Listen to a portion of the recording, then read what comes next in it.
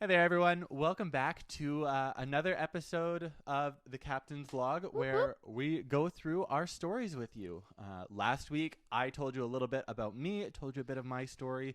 And like Elaine pointed out, half of you may have already known my story and don't know as much about Elaine. So this week, she is going to be sharing with us a little bit about herself and her journey so you guys can get to know her a little more. Hello. So, Elaine, first of all, I have to quiz you. Oh When no. when is your birthday? May 14th, 1998. So she knows that date. I do. Now, tell us a little bit, just a little bit about your story, how you got saved, when you got baptized. Cool. Yeah, so unlike Nathan, I do not know the date I was saved. I know. And there's actually a little controversy over the day that I was saved. Ooh, I know. tension. So when I was 4, I was explaining the gospel, and I do remember going to my dad. I think he was sitting in bed or something, and I climbed up on the bed. I was like, Dad, I want to be saved. And he prayed with me when I was 4.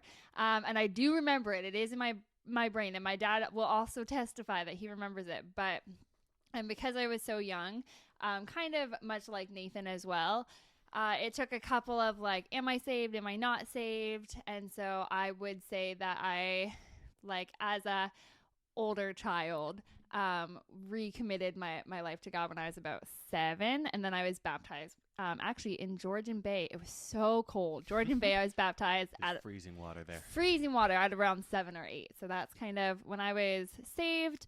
But I would say much like Nathan, I think this is one of the beautiful struggles of growing up in the church, is that you're surrounded by it your whole life. And so I don't think I would say my faith became really my own or really real to me, because again, much like Nathan, I had some people pleasing tendencies which could be confused as like I'm following the Lord. Instead, I just kind of wanted to do what people expected me to do. And so probably when I was in grade 8, grade 9, when I started going to New Life Camp, and I was very much so encouraged and pushed to really believe my faith as my own and to really care for the things of the Lord. And that was probably when it started to become very real for me.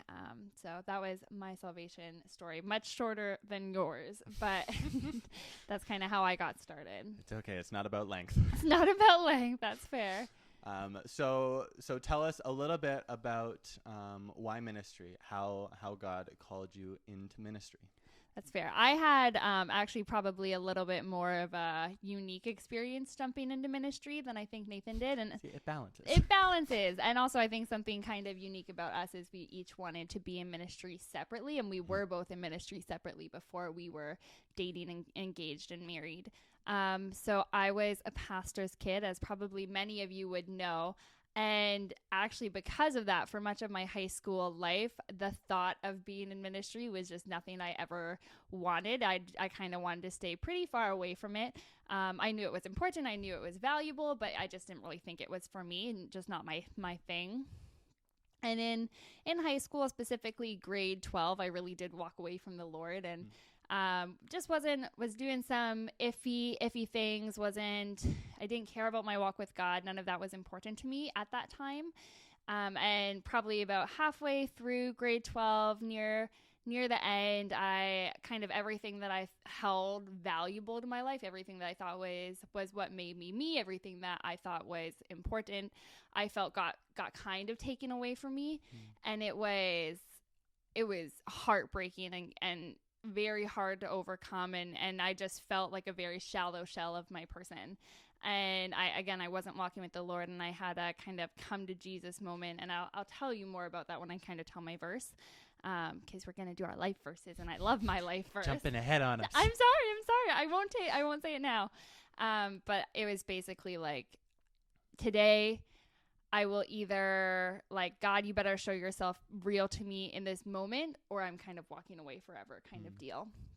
And he very much so showed himself real to me, and that began this slow process of healing back into wanting to be a part of the church, be a part of my relationship with the Lord. And then I went to a year of Bible school where I was really cared for, really taught how to look at my life and the problems or anything that was going on in a very biblical perspective.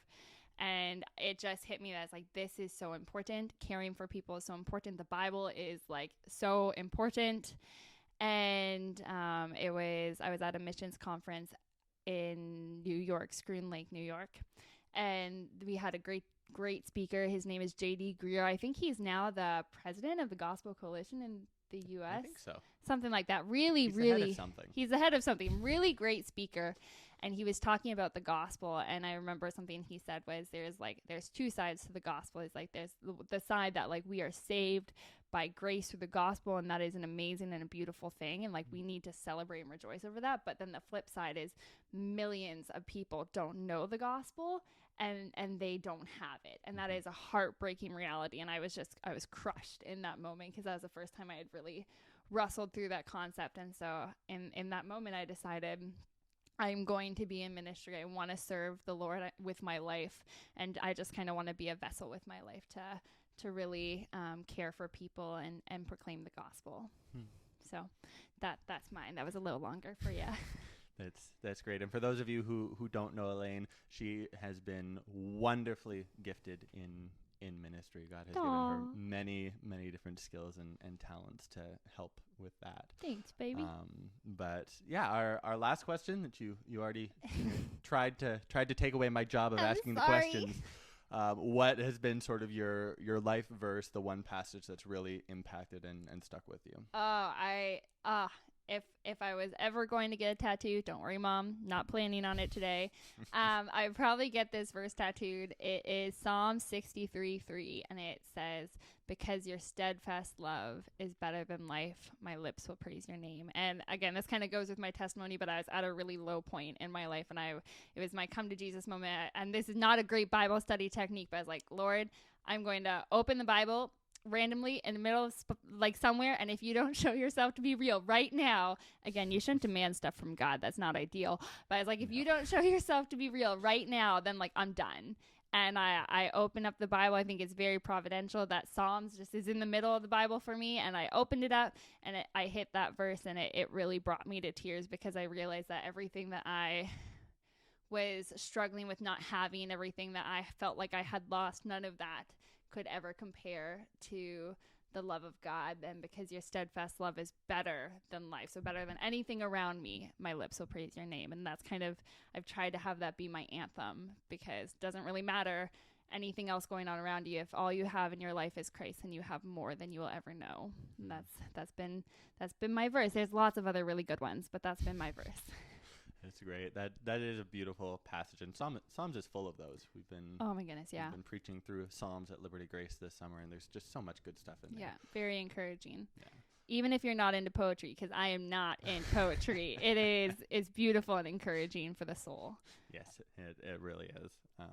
Well, thank you so much, Elaine, no problem. for sharing with us a little bit about yourself, and hopefully for those of you who didn't really know a lot about Elaine prior to this, you do now. And but between these two videos, hopefully you guys have just gotten a better picture of just the two of us. And these are the baby versions of our testimony. I think both of us could talk for much, much longer about the amazing faithfulness God has had in our lives. Even in the past year, I think we could probably talk for hours about that. But for you guys, we shortened it. Yes, and hopefully, as time goes on, you guys will hear little bits of just more of our stories, more of what's going on, and what we're doing over the time that we're here. But for now, that's just a quick little introduction to Elaine and to myself, so you guys have a better idea of who we are. So yeah, thanks for watching, and we will see you next time. See you next time.